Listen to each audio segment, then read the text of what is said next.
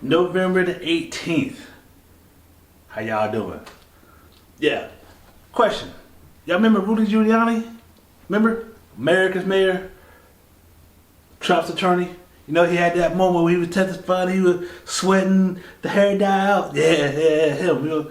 We'll talk about him a little later. Nancy Pelosi. Bye-bye. We're going to cover her later also. And then two, we need to do more. Protect us. The working man, we need to protect us and our properties. Yeah, we'll get into that also. And then we're going to salute to some heroes up in New York who stopped the mass shooting from happening. And with that said, let's go. Welcome to the Brandon T Show, where we talk about everything that's important to the working man. And we're not politically correct here. So working man means men, women, whoever's out here getting it. We come to deliver the news that's important to y'all. And with that said, this is the Working Man Committee. All right, let's get started. Let's talk about Rudy Giuliani. Now, this is interesting. You know why it's interesting? Is that last year, 21 April, they did this whole big raid thing and so forth. And I'm gonna let ABC News tonight tell you more about what happened then. Go. Raid involving Rudy Giuliani. Federal agents and police raiding the New York City home and office of former President Trump's personal attorney. Authorities waking him up at 6 a.m. Sources telling ABC News the FBI seized electronic devices, including his cell phone, all part of a federal investigation. Here's our chief Washington correspondent, Jonathan Carl, on what he's learned tonight. New York City police officers were seen this afternoon leaving the apartment building on the Upper East Side of Manhattan where Rudy Giuliani lives. Giuliani was awakened at 6 a.m. this morning by federal agents armed with a search warrant. They seized his electronic devices, including his mobile phone. They also raided his office and seized the computer of his longtime assistant. Brown. Prosecutors say, we good. Let me see here. Federal prosecutors in New York said Monday that they have declined to file criminal charges against former New York City Mayor Rudy Giuliani more than a year after his apartment was raided. The grand jury investigated has concluded that the base of information currently available to the government, criminal charges are not forthcoming, prosecutors say in a letter to the court. Man, y'all let that man sit around there for a whole year trying to figure out what's going on. Y'all leisurely be like, nah, you know what? Ain't nothing here. Dang. Boy, I tell you, boy, the government, boy, it's hard. It's hard for them. Yes, it is. Now, moving on to the United States House of Representatives. And finally, more results have come in. More than more than a week after the election. And at this point, the GOP, the Republicans, have regained control of the House.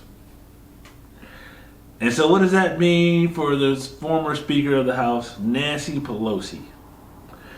And Nancy, let me tell you a little bit more about Nancy. Nancy is a congresswoman from California to represent San Francisco area. And Nancy Pelosi was Speaker of the House, and she was the longest.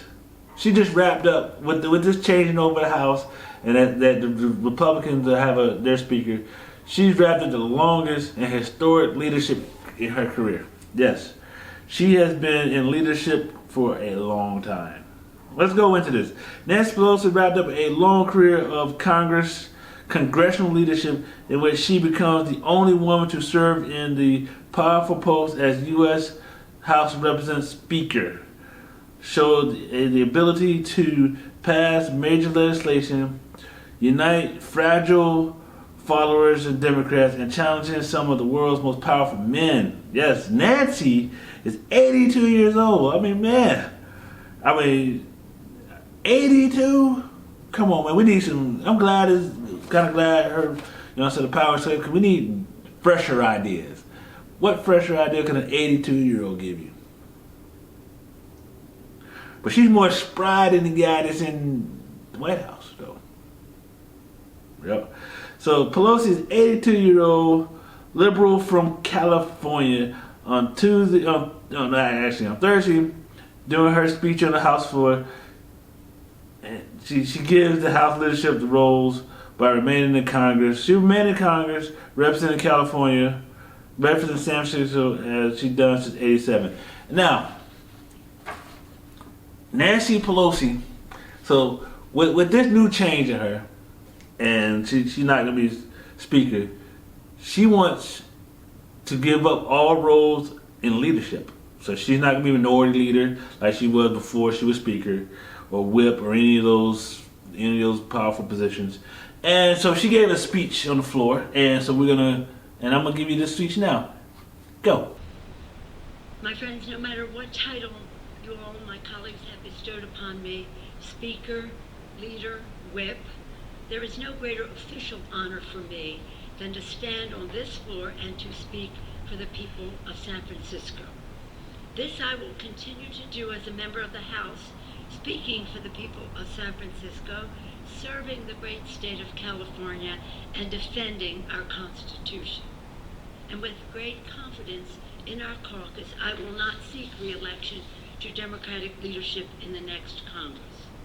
For me, the hours come for a new generation to lead the Democratic caucus that I so deeply respect. And I'm grateful that so many are ready and willing to shoulder this awesome responsibility. Madam Speaker, standing here today, I'm endlessly grateful for all of life's blessings. For my Democratic colleagues whose courage and commitment with the support of your families have made many of these accomplishments possible. In fact, could not have been done without you.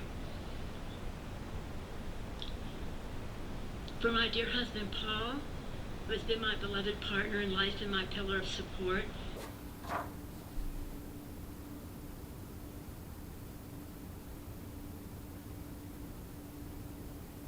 Yep, so Nancy Pelosi will remain in the House. So she's going to keep running. She's going to stay in Congress. But she doesn't want any leadership position. She wants to be a normal rank and file voting member. She's been in the House for 35 years, though. I guess after 35 years, you just did everything, left to up, down, side, left to right. Might as well sit in the corner and collect your check every month, every year, and so forth. Yep, and she has served as Speaker twice. Yep, both times that the House has had the leadership, she's been Speaker. And like I said, in the last term she had Speaker, she promised that she wouldn't run for any more higher leadership roles and so forth if they gave her Speaker again. And then they voted Speaker again. And then since they lost, she was like, I don't want no leadership positions. But I don't know. My question is, Nancy, if the Democrats would have retained the House, would you have given up your leadership positions? Yep. So, we'll see what the leadership looks like in the Democratic Party. Hope it's a lot younger and so forth, and fresher ideas so we can get to different places. Because like I said, there's some stuff on the table that should have been addressed, like the making the student loan forgiveness congressional, making that right, and then the child tax credits that was used in 2001 that gave, instead of giving it all to you at the end of the year in your taxes, giving it to you throughout the month. You know what I'm saying? That's some things that Nancy did not want to do for power negotiation practices and never came through. Maybe with a younger core, they say, hey, let's move forward with some of these things. Yep. But yep, that's balance of power in the United States House has changed. And it's looking like the balance of power in the United States Senate will stay the same. Yep, so right now the Democrats do have 50 votes. And there's only, I think there's only one vote outstanding, maybe two. Maybe it's only one vote outstanding, and that'd be in Georgia with Herschel Walker and Warnock.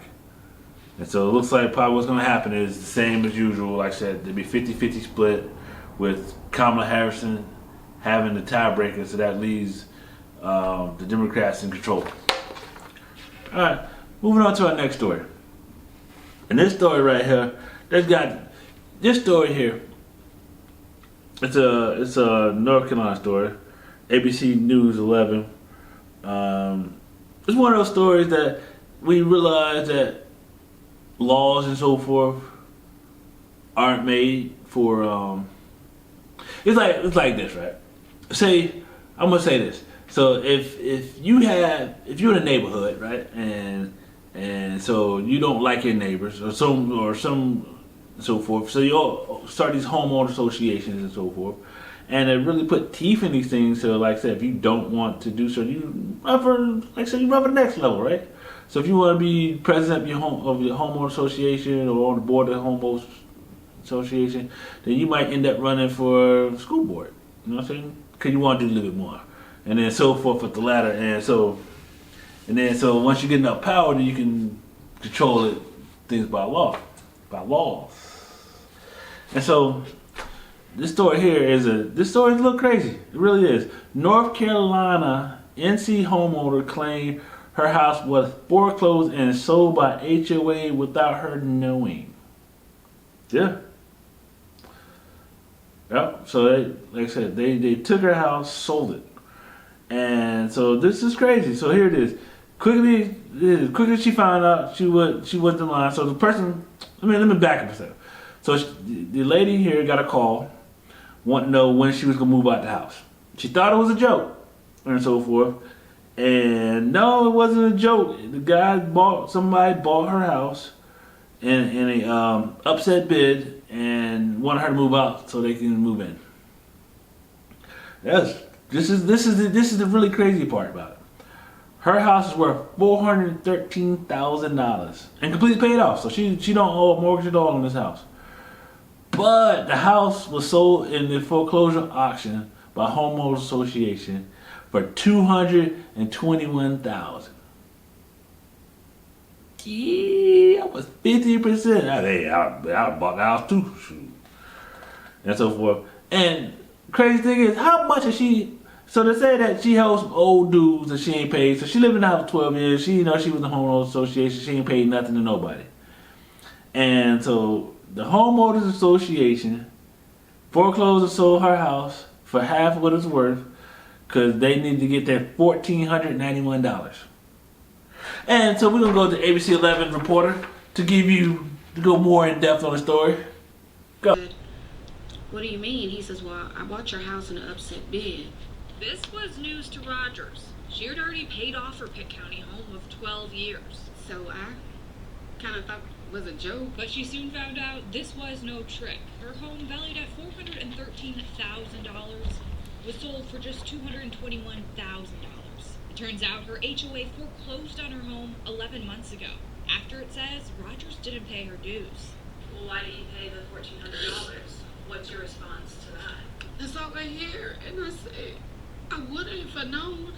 Rogers claims she had no idea she was in an HOA. She also says she got no notice of the debt or the foreclosure, or even of the sale. No one ever came to your door. No one ever called you. No one ever sent you an email saying you owed this much. No. Court documents show this isn't the first time that the HOA has placed a lien on her home, in 2013 and in 2017. Still, Rogers said she got no notice then. This time, Rogers was mailed letters, but she says she thought they were legal advertisements and never opened them. And she never signed the official papers. The HOA never served her lawsuit papers. They just didn't do it. That is fatal. Chapel Hill attorney Jim White is now helping Rogers in her fight for her forever home. The thought that someone could just casually move forward and take someone's home over a $1,400 debt without turning over heaven and earth to make sure that they knew just seems wrong. The HOA management company declined to comment, citing the pending lawsuit. But the I-Team discovered the association filed liens on 5 other homes last year, all for less than $1,200. So I think the problem is there really is no such thing as HOA foreclosure defense in North Carolina. The law is tilted heavily in favor of homeowner associations. White says HOAs are run by national management companies that have lobbying power, and there's no oversight. The law allows the associations to foreclose and sell homes with debts of only hundreds or thousands of dollars. But White questions if it's ethical.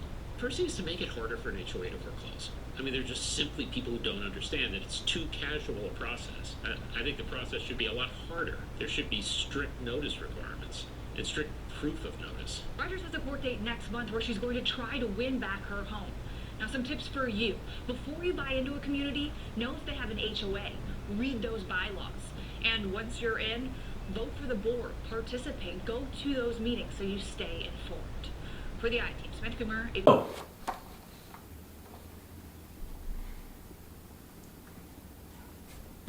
Yeah, so I hope that, so there's got to be, like I said, there's got to be some laws strengthening that homeowner association can't just foreclose or anything like that. I get it, then she ain't getting none of the paperwork, and maybe she got some letters from somebody and so forth, and then, you know how junk mail look, you probably don't even open all the stuff that looks funny and so forth. And so, but yeah, so hopefully that there's a resolution in her favor that she can get her house back. Them people gotta get their money back, homeowner association gotta give their money back and so forth. Everybody goes back to where it was, she pays a little bit of money for that and so forth. But like I said, it's crazy. It really is. And so there's got to be more, like I said, more to help people. And so it ain't as crazy as that, right? All right, moving on. There's been a shift. It's been a shift in this country. And it's been a shift over 4 years. Like I said, watching the news, it can be daunting. You turn on your evening news, and all types of crazy stuff out there. And it's like how to process the craziness and so forth. And so you got to look at protecting yourself. Because like I said, you might turn on your news, crime here, crime there, crime there. And so what's that in turn has changed that more U.S. adults carry loaded handguns daily, a study says. Yes. The number of U.S. adult gun owners carrying a loaded gun on their person doubled from 2015 to 2019, according to this new research led by the University of Washington. So the University of Washington did a study on who carry guns and so forth on themselves. You know what I'm saying? You conceal carry on yourself, and more people are doing it. Like I said, the news is crazy out here. And people are, so you never know what's going on. Mass shootings and so forth happen all the time, and a lot of that stuff. So, you got to be careful. And so this is showing like I said, people wanting gun controls and stopping guns from people having guns. It looks like more people are having guns. And so the data has come from 2019 National Firearm Survey, online survey of U.S. adults living in households with firearms, included nearly 2,400 handgun use owners, compared to estimate for the U.S.-led research. This new study suggests that in 2019, approximately 16 million handgun owners had carried a loaded gun on their person in the past months, up to 9 million in 15. So 9 million people were carrying guns on themselves in 2015. And then in 2019, 16 million were doing it. Wow. Yep. And it also says here that 6 million carry every day. So you got 16 million gun owners have carried a gun on themselves at one time. And then 6 million of them carried every day, like socks, clothes, drawers, keys, wallet, gun. Wow. Let's see, published in November 16 in the American Journal of Public Health, a study that found that large portion of handgun owners carry handguns in the state with less restrictive carry laws. So if you ain't got to, like I said, people carry them fine. Like I said, you ain't got to do the extra paperwork, you know what I'm saying, and so forth. And states that approximately 1/3 handgun reports carried in the past had stricter gun laws. So if you had to go down there and fill out that paperwork, wait till the sheriff come check you out, run all your background stuff, and had to do that extra 3 steps, then you might not be carrying a gun. But if they say, hey, do what you want to do, how you feel, those people are carrying guns. So I guess it's about process. Instead of gun control, just make the process more convoluted, and I guess you get less guns out there. Okay. Yeah, but like I said though, it's a little crazy. And then additionally, findings of the report is that about 7 in 10 handgun owners say they carry a loaded gun as protection against another person. Dwarfs the number who said they carry protection against animals and for work. So, like I said, if you're a cop or a security guard and so forth, I said so people scared of other people here. And 4 out of 5 owners reported carrying were males. 3 and 4 were white, and the majority between the age of 18 and 44. So white males are carrying all the guns.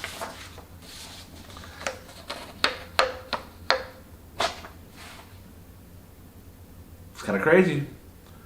A lot of them are doing the mass shooting. And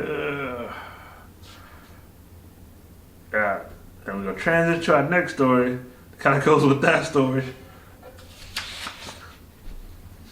Goodness gracious.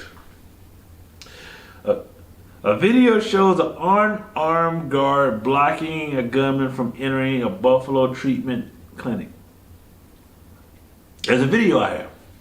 Yep, a man with the AR-15 rifle was stopped by a security guard after entering a substance abuse treatment clinic in Buffalo, New York, and the situation was caught on video.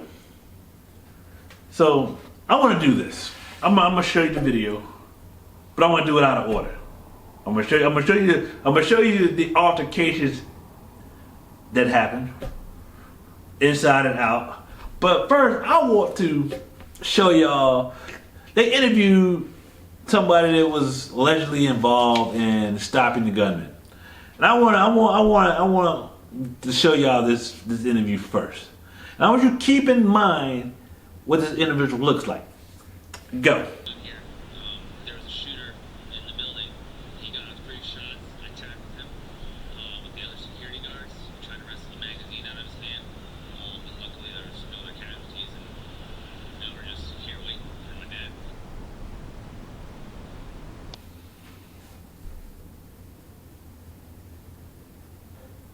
All right. So you hear what he said. That him and the other security guards and so forth. I understand. This is all happening. And this is hearsay of what happened. Somebody supposed to be an eyeball witness, more than an eyeball witness, plus he was involved.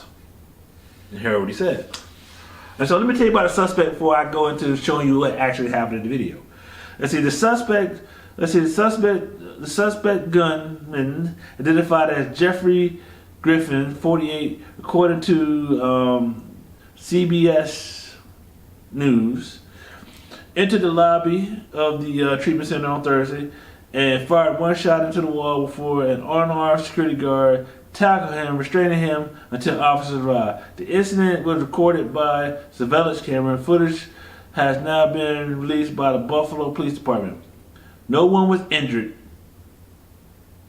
police said. Now remember what I just showed you, what the person that was an eyeball witness said. Remember what words he used. There was no more casualties. None, there was no more. So he's there. He said he was there and so forth. Okay. And so we're gonna go to the clips now. I'm gonna go ahead and show you what happened inside of the treatment center. Go.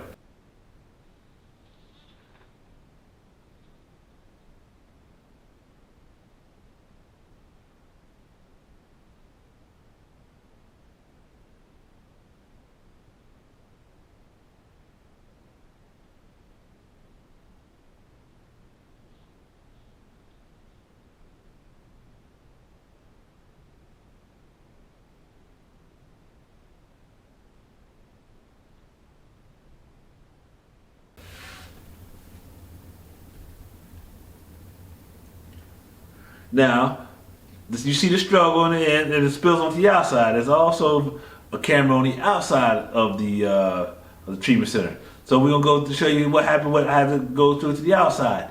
Go.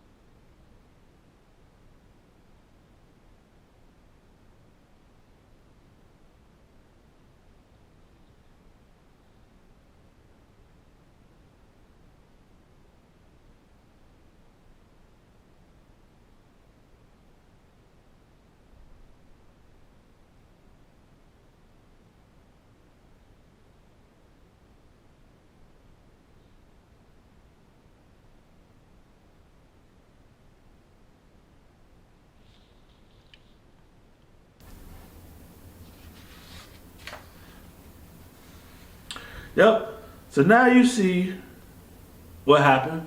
At the end, you see the security guards pinning the man to the ground, and another guard arriving to when the footage cut off, and they take the gun from him and hold him till the police gets there. And so going back to the original person that said that they was so involved.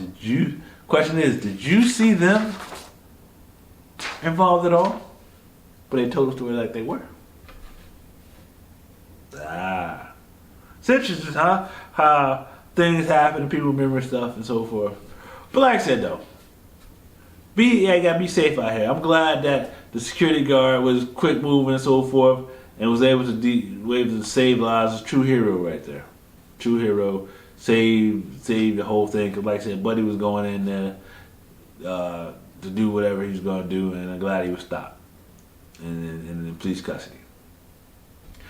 And like I said, what needs to happen though, just changing a lot of gears here, what needs to happen is homeowners' rights and so forth, there need to be clauses in there. You should not be able to foreclose on a house. You got to make sure you got the person in court right there before any of that happens and so forth. But like I said, we got to be vigilant working, man. We got to, we got to get stuff in our order. We got to make sure we voting on people that's the shit is our concern. And so forth for overall protection, not saying they're going in with their one agenda. Because I'm pretty sure that there's no good laws that helps the homeowners, but it's laws to protect the association. And so guess who wrote those laws? Guess who came up with that? Probably a disgruntled homeowner in a neighborhood that wanted something to change and get rid of his neighbors. Yep. And so with that said, this has been the Brandon T Show. And this is the Working Man Committee. Peace.